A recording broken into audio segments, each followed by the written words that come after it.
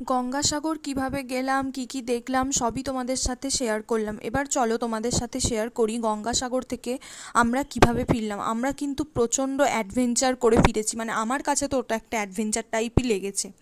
প্রথমে তো টোটো করে চলে এলাম ভ্যাসেল ধরার জন্য ঘাটে। সেখানে এসে জানতে পারলাম যে জোয়ারের সময় ছাড়া ভ্যাসেল চলে না। রাত 8:30টার সময় জোয়ার হবে, তখনই নাকি আবার ভ্যাসেল চালু হবে। আমরা ভ্যাসেল ঘাটে এসে পৌঁছেছিলাম ওই 4:30 নাগাদ, মানে আমাদের মোট 4 থেকে 4.5 ঘন্টা মতো ওয়েট করতে হতো ভ্যাসেলের জন্য। তাই আমরা ঠিক করলাম মাছ ধরার যে ছোট ছোট ট্রলারগুলো হয় সেগুলো করেই যাব, কারণ সেগুলো নাকি ভাটার সময়ও মানে অল্প জলেও ওপারে গিয়ে পৌঁছাতে পারে। তবে ভ্যাসেলে আমাদের মাথা পিছু ভাড়া পড়েছিল 9 টাকা করে, আর এই ট্রলারে আমাদের ভাড়া পড়েছিল মাথা পিছু 40 টাকা করে, মানে একটা হেল অ্যান্ড হেভেন ডিফারেন্স। তবে ভ্যাসেল আমাদের পৌঁছেছিল প্রায় 45 মিনিট থেকে 1 ঘন্টা মতো সময় লেগেছিল, আর ট্রলারে আমরা এসেছিলাম সেই একই রাস্তা 20 মিনিটে। আসল ব্যাপারটা আমরা তখনও বুঝতে পারিনি। আসলে আমরা যে সময়টায় ফিরছিলাম সেই সময় ভাটার প্রকোপ এতই বেশি ছিল যে নদীর জল অনেক দূর অবধি নেমে গিয়েছিল, যে কারণে আমাদের ট্রলারও পার অবধি যেতে পারেনি।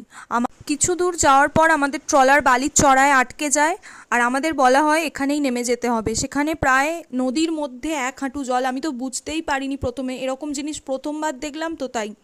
প্রথমে তো আমি একটু ভয়ই পেয়ে গিয়েছিলাম যে মাঝ নদীতে কী করে নামবো, কী করে হেঁটে হেঁটে যাব। তারপর দেখি একটা ট্রলারে লোকজন ওপারে যাবে বলে উঠছে, ওরকম হাঁটু অবধি জল ভেঙে ট্রলারে উঠছে। তারপর আমাদের ওই উঁচু ট্রলার থেকে একটা সরু মতো কাঠ পেতে দেওয়া হয়েছিল, সেটা দিয়েই নামতে হলো।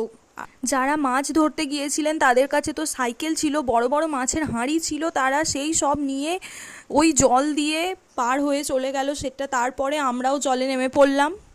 শুধু জল না, 5 মিনিট মতো জলে হাঁটার পর সমুদ্রের ধারে যেরকম বালি থাকে, 5 মিনিট মতো সেই বালির ওপর দিয়ে যাচ্ছিলাম, আর বালির রাস্তা শেষ হওয়ার পরেই শুরু হলো আসল বিপদ। সে 1 হাঁটু কাদা, তার মধ্যে দিয়ে যেতে হচ্ছিল প্রায় 10 মিনিট মতো। তারপরে একটা ছোটো মতো নদীর বাঁধ, সেই বাঁধ ধরে ধরে গিয়ে তারপরে নদীর পার প্রায় আমাদের 500 ফুট মতো আগে দূরে বালির চড়ায় ট্রলারটা আটকে গিয়েছিল। তবে সত্যি বলতে আমার এই এক্সপিরিয়েন্সটা খুব ভালো লেগেছে। আমি তো এর আগে কোনো দিন এরকম কিছু নদীর মধ্যে দিয়ে হাঁটা বা কাদার মধ্যে দিয়ে হাঁটা এরকম কিছু খুব একটা এক্সপিরিয়েন্স করিনি আমি, তাই আমার খুব ভালো লেগেছে। আর আমরা সকালে যখন থেকে বেরিয়েছিলাম সেই যে ফোঁটা ফোঁটা বৃষ্টি শুরু হয়েছিল, যখন বাড়ি ফিরছিলাম তখনও বৃষ্টি থামেনি। প্রায় এক প্রকার আমরা বৃষ্টিতে সারাদিন ভিজেইছি, আর নদীর ঠান্ডা জল, তার উপর কাদার মধ্যে পা টেনে টেনে হাঁটতে খুবই তখনটা কষ্ট হচ্ছিল, কিন্তু এখন বাড়িতে এসে খুব ভালো লাগে।